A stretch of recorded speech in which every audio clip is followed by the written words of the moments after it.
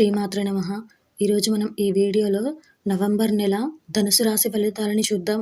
November నెలలో ధనుసు రాశి వారు ఎలాంటి ఫలితాలను పొందబోతున్నారో వివరంగా తెలుసుకుందాం. అంతకంటే ముందు ఈ వీడియో కనుక మీకు నచ్చినట్టయితే లైక్ చేయండి, షేర్ చేయండి. అలాగే మరెన్నో ఆధ్యాత్మిక విషయాల కోసం మన ఛానల్ని సబ్స్క్రైబ్ చేసుకోండి. ఇక విషయంలోకి వెళ్తే నవంబర్ నెల ధనుసు రాశి వారికి సంబంధించి ధనుసు రాశి యొక్క ప్రజలకు నవంబర్ నెలలో మొదలు నుండి చాలా అనుకూలమైన ఫలితాలు ఉండే అవకాశం ఉంది.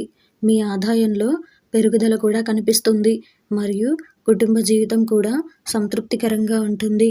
మీరు మీ కెరియర్ కోణం నుండి చూస్తే బృహస్పతి ఈ నెల మొత్తం తిరోగమన స్థితిలో 10వ ఇంటిపై కన్ను వేస్తాడు.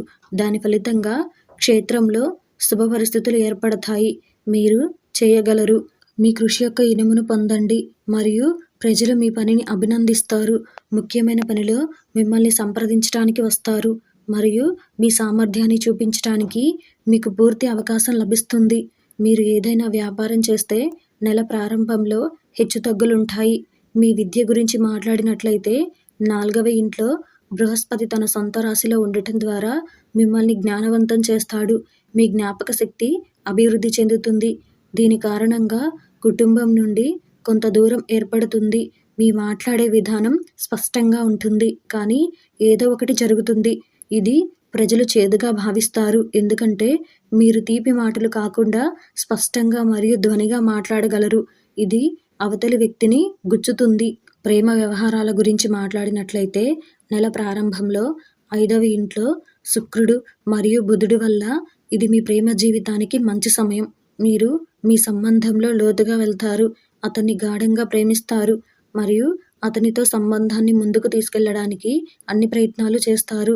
వివాహితుల గురించి మాట్లాడినట్లయితే జాతకం యొక్క 7వ ఇంట్లో మంగళ్ మహారాజ్ తిరోగమన స్థితిలో కూర్చొని మీ మరియు మీ జీవిత భాగస్వామి యొక్క స్వభావాన్ని కోపంగా మారుస్తుంది మరియు ఇది మీ ఇద్దరి మధ్య వాదనలకు దారితీస్తుంది. మీ ఆర్థిక స్థితి గురించి మాట్లాడినట్లయితే నెల ప్రారంభం నుండి ఆర్థిక పరిస్థితి బలంగా కనిపిస్తుంది. ఒకవైపు మీ 2వ ఇంట్లో శని మహారాజ్ తన సొంత రాశిలో కూర్చొని సంపదను పోగు చేసే పరిస్థితిని సృష్టిస్తుంది మరియు మీ బ్యాంక్ బ్యాలెన్స్ పెంచడంలో సహాయపడుతుంది.